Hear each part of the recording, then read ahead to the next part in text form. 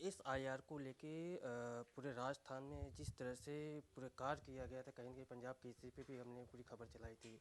जिस तरह से अधिकारियों पर प्रेशर भी बना था कि ये भी देखा गया था कि कोई आत्महत्या कर रहा है, जहाँ आपने देखा चौमों के अंदर जश्न भी मनाया गया था।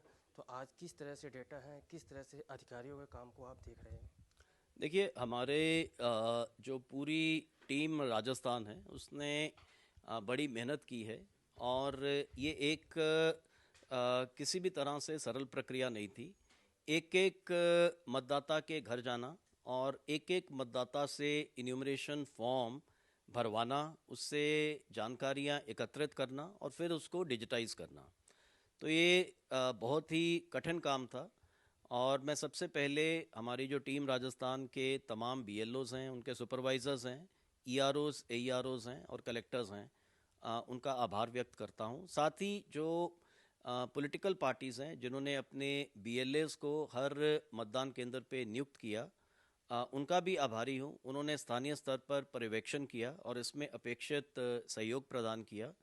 और मुझे ये मैं बताना चाहूँगा कि आज जो ड्राफ्ट प्रकाशन यानी कि 16 दिसंबर को हमने राजस्थान में किया है, इसमें 41,85,000 लोग ऐसे पाए गए हैं जो इस मतदाता सूची से अ, हम विलोपित कर रहे हैं।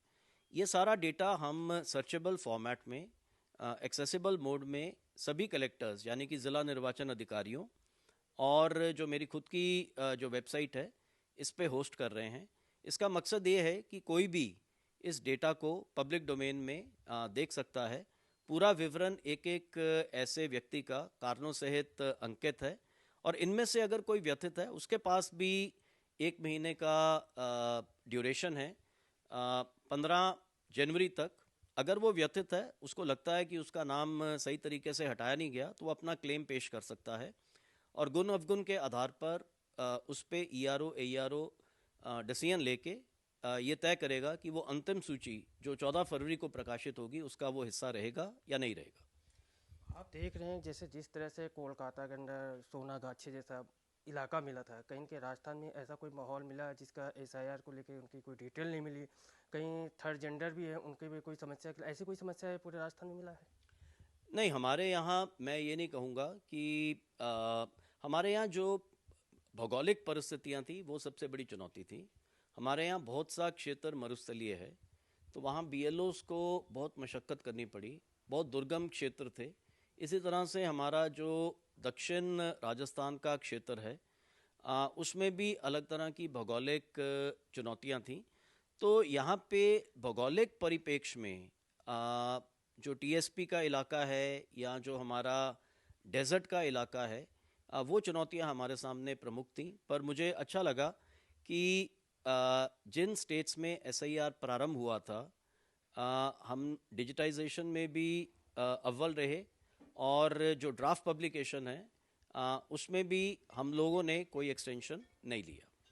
आदिवासी क्षेत्रों में किस तरह का रहा, क्योंकि वहाँ बहुत ज़्यादा परेशानी है, उसमें तो डॉक्यूमेंट्स को लेकर काफ़ी समस्या है, उसको किस तरह से आपने किया मर्ज?